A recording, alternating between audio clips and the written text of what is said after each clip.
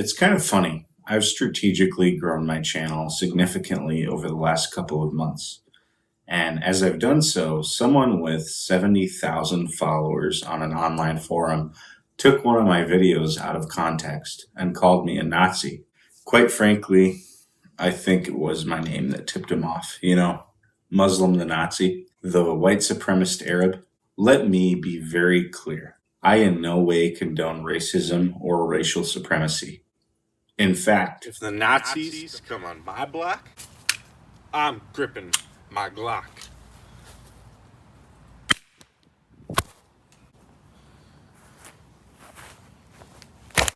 if a Nazi comes on my block, I'm gripping my Glock.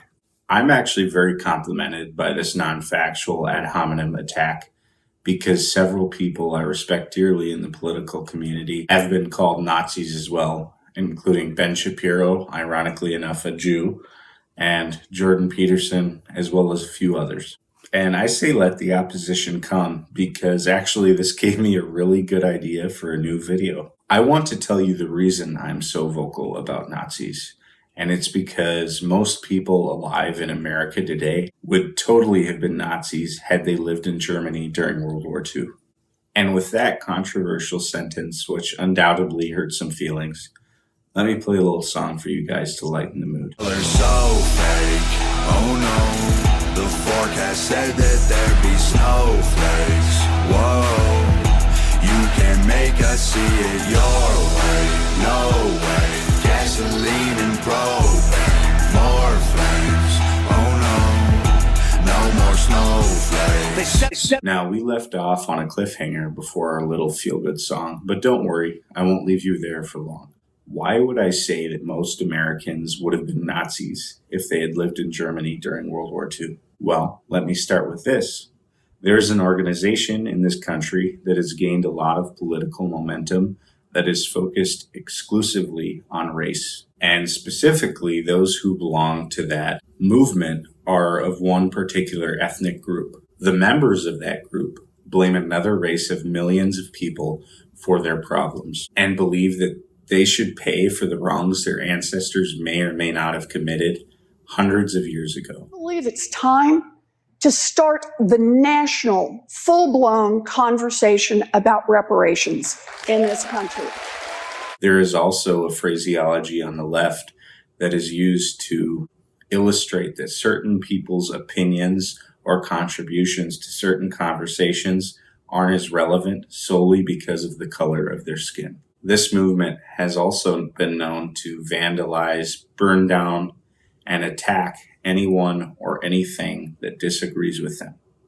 So is it really that crazy to think it could go a bit further? Before Adolf Hitler was elected to power, he formed a group known as the Brown Shirts. Their job was to intimidate the general public in an effort to sway the German election.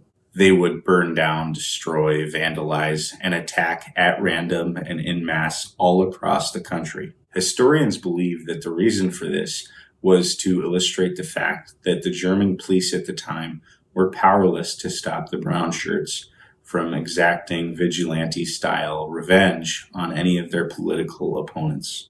Another tactic presented in Hitler's autobiography is controlling the media to present a certain narrative to the people. He placed so much importance on this because he fought as a soldier in World War I, and he was of the opinion that Germany would have won the war if it hadn't been for the German press. He was going to ensure that this time his agenda was displayed to the masses, and anything that didn't fit his agenda was shut down and canceled, much like today. He actually poses a question in his book: who is better for someone in his position to appeal to, the intellectual few or the uneducated masses? He said, and I quote, "I will always choose the masses." And he did that by appealing to their emotions, feeding them fear and anger. Many societies that have existed longer than America has divided themselves along racial lines. The Germans, Russians, Chinese, Africans, and Arabs. I could go on and on. And this is quite terrifying, the fact that humans divide themselves among racial lines and start killing each other indiscriminately for perceived injustices. Most people in Germany were Nazis. And that's because most people in Germany were people who were angry, scared, and afraid of people who were different from themselves. Those things tend to bring out the worst in people. The problem is that we all refuse to recognize the evil inside of us. Maybe that's because we're scared of it, or we're afraid that if we show it or recognize it, that other people will see it and shun us. We're literally afraid of our own shadow.